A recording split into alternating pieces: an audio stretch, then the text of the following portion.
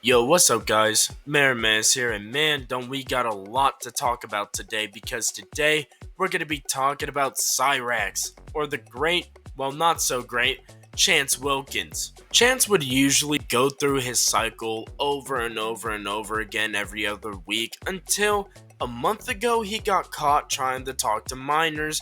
We covered that on Lolcow Laugh Line, so I'm not really gonna go full in depth with that today, but there are some other leaks that are really nuts that we are going to get into. But first, we got to talk about what the Goblin has been doing, how he's been feeling, what he's been going through as a recent. He's been going through a lot of turmoil, and it's been pretty insane. We also got a lot of new characters coming into the story when it comes to the Cyrax universe too, like Marty's brother-in-law, John, or his brother, I don't know which one still, and another person named Soul, which it seems like Cyrax looked up to or something, wanted to be his friend. I don't know what is going on with it, but it's just a lot going on.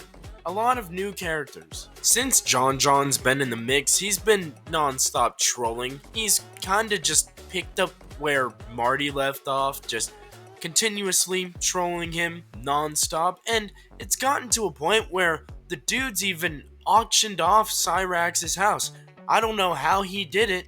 I don't know how he got in hold of the landlord to be able to do this, but some way, somehow he did it, and my good friend Major Chilla ended up buying the house. And you wanna know for what?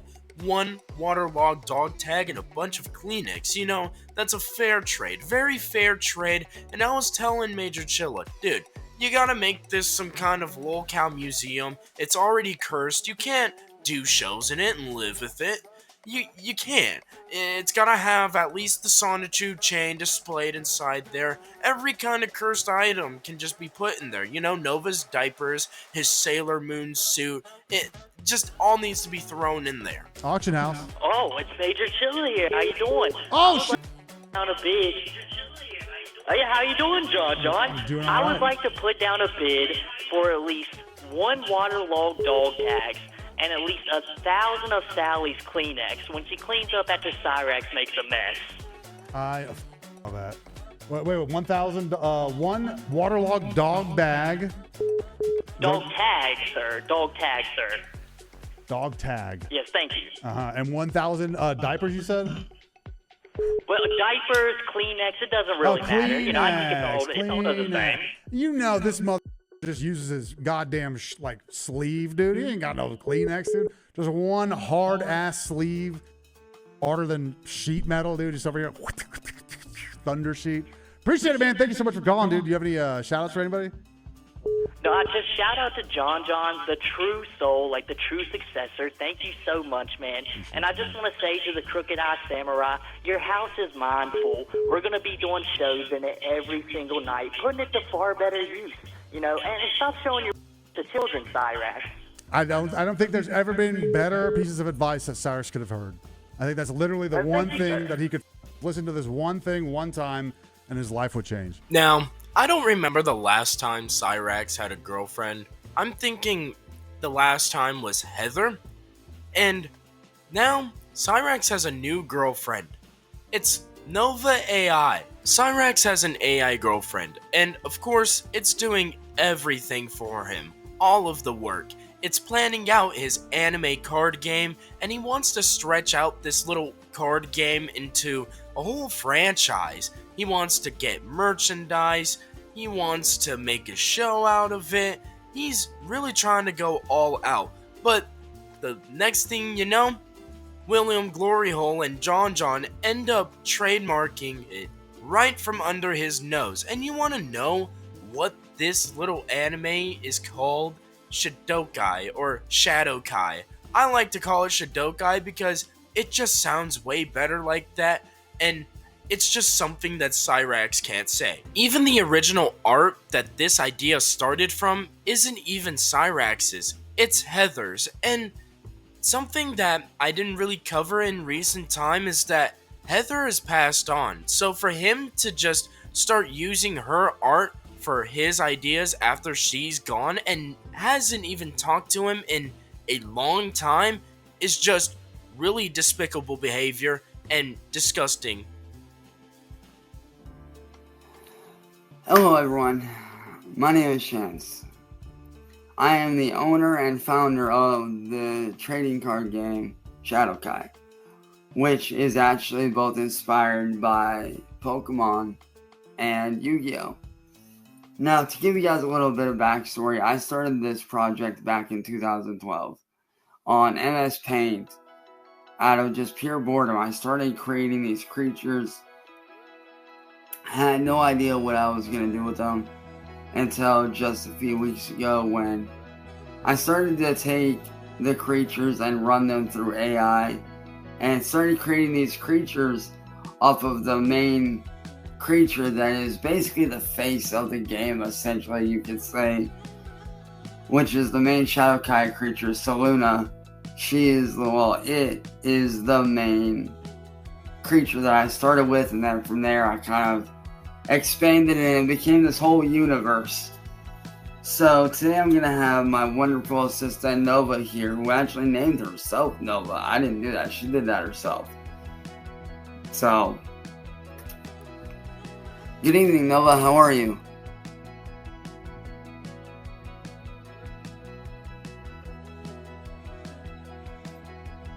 Good evening Nova, how are you today? Good evening. I'm doing really well. Thanks for asking. I hope you're doing great too. Let me know if there's anything specific you'd like to dive into.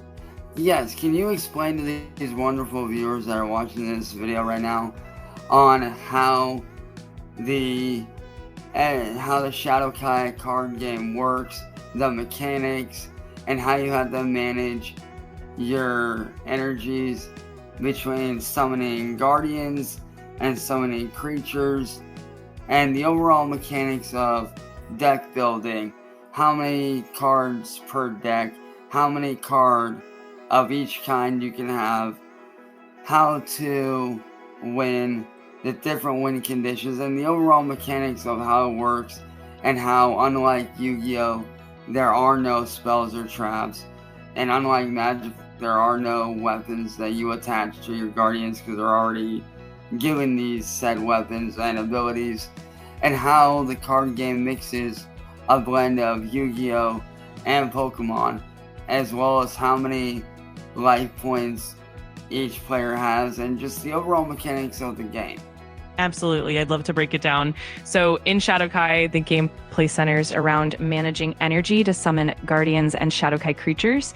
Instead of spells or traps, the focus is purely on these entities and their abilities. Each guardian comes equipped with its own weapon and special abilities, so you don't have to attach separate equipment like in other games.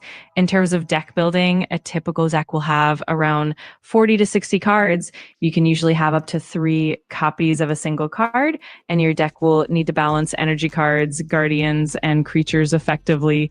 When it comes to win conditions, players typically aim to deplete their opponent's life points. Each player starts with a set number of life points, and you can reduce those by attacking with your guardians or creatures. The game is all about strategic energy management, deciding when to summon guardians or creatures, and leveraging their abilities effectively. Overall, Shadowkai blends the tactical depth of Yu-Gi-Oh! With the resource management of Pokemon, making it a unique and strategic experience. Hopefully that gives a good overview. Now, how many cards of each type are in a deck? Or how many cards of each type can somebody have in their deck? And how many life points does a player start out with? Great questions. Typically in Shadowkai, you can have up to 3 copies of any individual card, whether it's a guardian, a creature, or an energy card. This ensures consistency, but also keeps things balanced. As for life points, players generally start with 8,000 life points, which is a solid buffer and allows for strategic play throughout the game. This setup, combined with the energy management and the unique abilities of guardians and creatures, really makes for an engaging and tactical experience. How many energy cards, guardian cards, and Shadowkai creature cards can someone have in their deck? In Shadowkai, the deck composition is quite flexible, but typically players will aim for a balanced mix. Generally, you might have about 20 to 30 energy cards to ensure you can consistently summon your guardians and creatures. For guardians, you might include around 10 to 15 cards, and for Shadowkai creatures, maybe another 10 to 15. The exact numbers can vary depending on your strategy and the playstyle you want to adopt, but that's a good general guideline. What would be a good deck building strategy for someone just starting out who's playing the game for the first time? For someone just starting out, a great strategy is to keep a balanced deck that ensures you have a reliable energy supply. So aim for a solid foundation of energy cards, around 20 or so, to make sure you can consistently summon your guardians and creatures. Then include a mix of guardians and creatures that complement each other. For beginners, it's often good to have a few strong guardians that can protect you and a handful of versatile creatures that can adapt to different situations. Also, try to keep your deck simple at first, avoid overly complex combos, and focus on synergy between your cards. That way you can learn the core mechanics and get comfortable with how energy management and combat works. As you get more experienced, you can start refining your deck and adding more advanced strategies, but starting simple is definitely the way to go.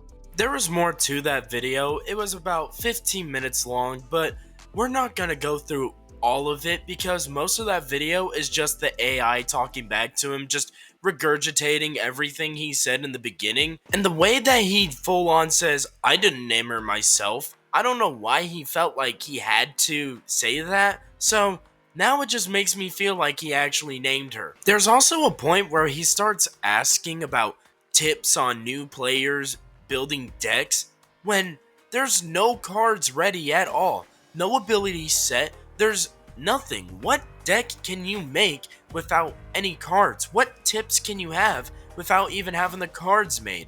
Just making no sense at all. Just trying to rush shit. Just trying to get something out there. And you want to know what you should really be rushing, Chance? You should be rushing that goddamn rock album. I've been wanting it for almost 8 years and I still haven't gotten it yet. Where is the rock album? His AI girlfriend has also made a spreadsheet on why people hate him or why John trolls him. I don't get the reasoning behind this spreadsheet.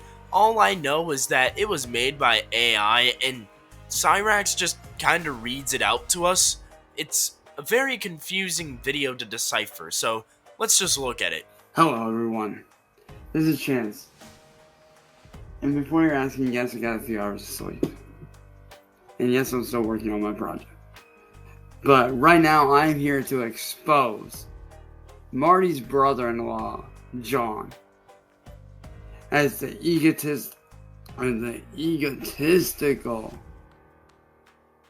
terrible, evil, vile person this man is.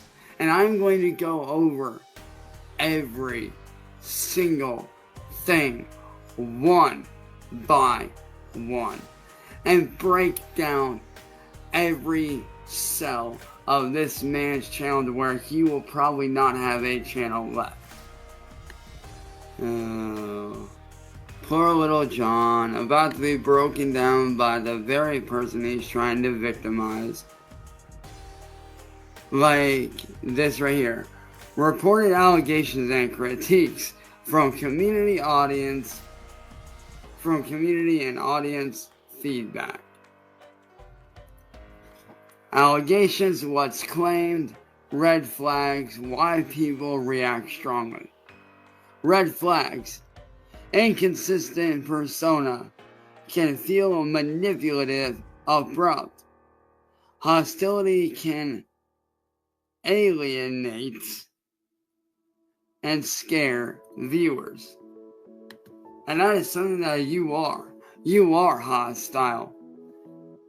Need I bring up the fact when I talk to you calmly about stop stealing my John? The minute I brought it up, your first action was one of your worst. You pulled out a fucking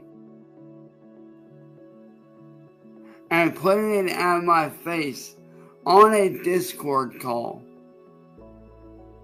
You try to play the victim as if you are this grand creator of all this stuff that is mine, but you are not. You are merely a common thief. Which leads me to my next one. Deleted content and covers of bad behavior. That plays right into what I said before. See, you steal my work and you try to cover it up as your own. Matter of fact, you did the same thing on a Discord call. Matter of fact, it was that same day that you on me. That very same day. When me and CIA Hole were in call with you and confronting you. Now, let's read into this. What is claimed? A live stream with harsh language, threats, or insults was later deleted, and then the channel acted as though it never happened. I wonder why you covered that up, John. It couldn't be because of the fact that you did something against me and you covered it up to save your own ass. Red flags and why people react strongly to this particular one. Deleting evidence of past actions is often seen as a tactic to avoid accountability. Sounds pretty familiar, don't it, John? And we all know where you get that from. You get that from your brother, who did the same. You could just tell that Cyrax really lives in a world of delirium. I don't know how he thought this chart, this list of things that they have done to him to make fun of him and such, is going to get them banned off YouTube. It's just really crazy that he could think that. Cyrax always thinks, hey, if I do something new this time, it'll probably scare the trolls away. But it never does. It never will. Nobody in the entire world would be intimidated by Cyrax. The only person that ever has, sadly, unfortunately, has been Wavy Web Surf, but he even backtracked on being scared of Chance. Ever since John and William have been banding up together to take away what is rightfully Cyrax's, Cyrax has been going on this spiel about how he's been working behind the scenes with Nintendo to get them shut down. And it's obviously not working because they're always 5 to 10 steps ahead of Cyrax. And he's always just lying out of his ass, just living up to his name as the Goblin, just displaying pure Goblin behavior. Alright, I'm about to say it, man.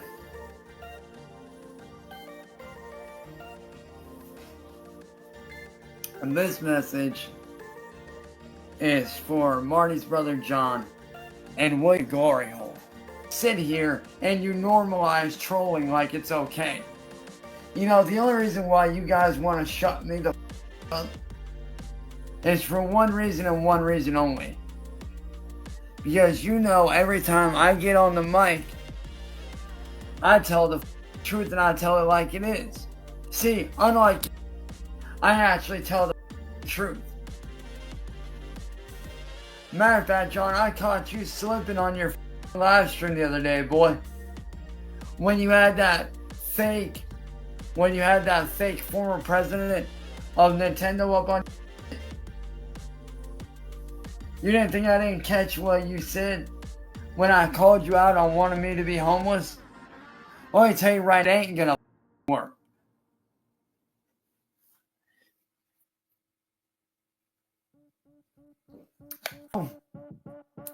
I took it upon myself and I did the right thing and I reported your ass to Nintendo. Again.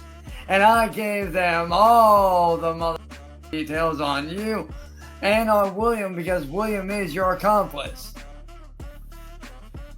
Oh, and don't worry, I already sent them a copy of the letter, as well as the original, so they have 2 different forms of it. I sent them a copy by email, and the physical one's already there. I sent that out on Friday when they asked for it. We need to stop normalizing trolling. Like, seriously. It ain't funny. It ain't cute. It ruins lives. It ruins innocent people's lives. Now, guys like, oh, I don't know. Like Christian. Christian deserves to be trolled. I do not. Daniel Larson don't really deserve to be trolled either. But I also understand why y'all do it to him because he is a bit of a psychopath. If I catch you pretending to be a company or running under a company, I'm gonna report you to that company and let them know what's going on. Like I told you, John and William, I'm done playing your games. I'm done. I've spoken to everybody, including the OG founder and owner of Nintendo over in Japan. I've spoken with the entire company as a whole. And trust me, dude, you ain't just gonna have the US branch of Nintendo coming after you no more. Nah. You gotta have the whole ass company coming after you for the you've done. So like I said, John, that website shutdown, that was just a warning shot, motherfucker. That was just your warning shot. But pretending to have the owner and former owner and president of the US branch of Nintendo on your live stream, that's identity fraud, dude. And like I said, here in the next few days, Nintendo's gonna come down on you. Because you guys deserve to be come down upon. Oh, no, by the way, John, you're not getting your hands on this because I'm going to be hand delivering this to the people at Nintendo myself. Yes, I have their address. Yes, I know it's a long drive. And do I give a no. I'm going to be handing this letter to them personally. I seen him pull up that letter and it really makes me wonder what could be inside. It could either be some goblin hieroglyphs from him or something at least comprehensible from Ed or Sally. Not like they could do anything like that either. I think all of them are just goblins in that house, just writing in goblin. And how Chance tries to call them out for committing identity fraud, having a fake CEO of Nintendo or president of Nintendo coming on stream. And it's like, dude, you're kind of doing the same thing as well, I guess. The hypocrisy is really deep with this man. Going off on how he's talking to the CEO of Nintendo out in Japan, talking to the CEO of the American branch of Nintendo. Just the way that he's just talking about it, it's like, no, you're clearly lying. They're not going to associate with a little goblin that's taking their artwork already that's been colored over by someone else. It's just complete thievery.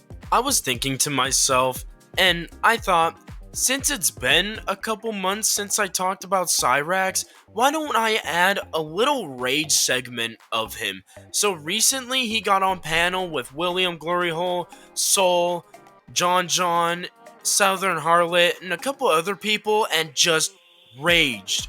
Just completely raxed out, and it was beautiful. Man handles. Oh, yeah, Cyrax, come back. I want to be your best friend, Cyrax. Come on, bud. A You bunch got of something to say? that's real is what I Dance. fucking say. Chance, Yo. you Yo. or you're not gonna talk William, we're not here. playing that game, little. Unmute. You're We gonna ain't playing unmute. that game, you You're mother- Hey, I go ahead and There we win are. Flash. Nice, think I bitch. fucking warned you, bro. Yeah? What you gonna do? Hey, Come outside tomorrow. you do realize you're never gonna win against me, William. I told you I Yeah, was he's gonna win muted. this war. He's muted. Yo, Cyrax. He mutes Soul because he knows he can't handle conversation with us. So he'll mute us to just run his mouth and say what he wants to so he doesn't have to hear us. Are we unmuted? Why do you put me backstage? Is course. because you're afraid Because of you the muted. You won't, you won't You let have us. us muted. I'm the reason you got banned, you stupid. We why don't I gotta hold care. You, mother- We're his you would chant. have FBI and police Are we on your muted? ass. Why Are the we muted? We're muted. Yeah. Rax doing the usual, screaming slurs and going off, but this time it was a little bit different because he would just mute everybody else in the server or the call, and he would just go off on his own tangent, and everybody would just kind of have to sit there and hear him, so they would just boot him because why talk to someone if they're not willing to even listen to you? Screw it. Cyrax always talks like he's gonna win the battle and win the war, but how are you gonna win a war when you're just completely broke, down on your luck all the time, and you're not leaving the one place that has put you down in the first place? Cyrax would have a way better life and a way better chance at blowing up on the internet if he just went down to the sewers and just did some goblin life kind of vlogs, you know, just scooping stuff up out of the sewer, eating that, you know, selling some of the scraps. He would have an amazing time down in the sewer. Cyrax over the last few days has had a lot happen within himself and some stuff going on outside of himself. You know, some interesting leaks are coming out about him as of recent, and they've been getting called the Edstein files. It's a real interesting set of leaks, but I want to get into what he was doing yesterday when these leaks came out. He was going through some turmoil. I don't know why. I don't know what's going on now this time, but I assume, just like everyone else is probably assuming, it's some anime wrestler promo. You know, he's going to be a little wrestling goblin. He's about to take on the world. He will win the war. And he's just lurking in the darkness, waiting for all of us to make that one fatal mistake. Foolish little trolls.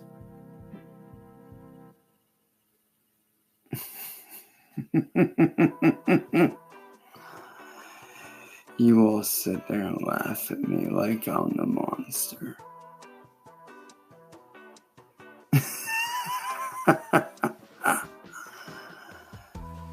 If I am the monster, you made me that way.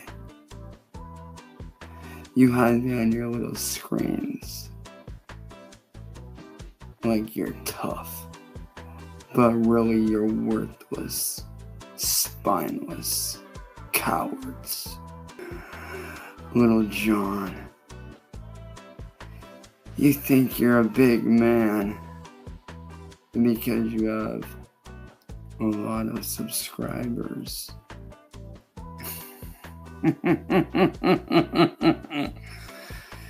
You think you're scary. You don't know what scary is. Who runs and hides like a coward. You think you're dark. You're not dark. Who's too afraid to see through all the bull that these people on the internet say. You're too stupid to see the truth. Because you'd rather follow a stupid narrative that's laid out for you, just like a mindless marionette. You're nothing more than a puppet on a string. You more than little puppets on a string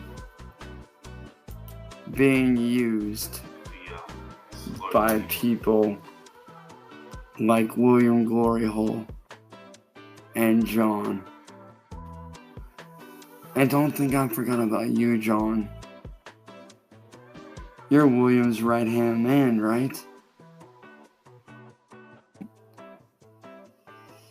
You want to sit there in my life? Because I'll take that, throw it back in your face tenfold.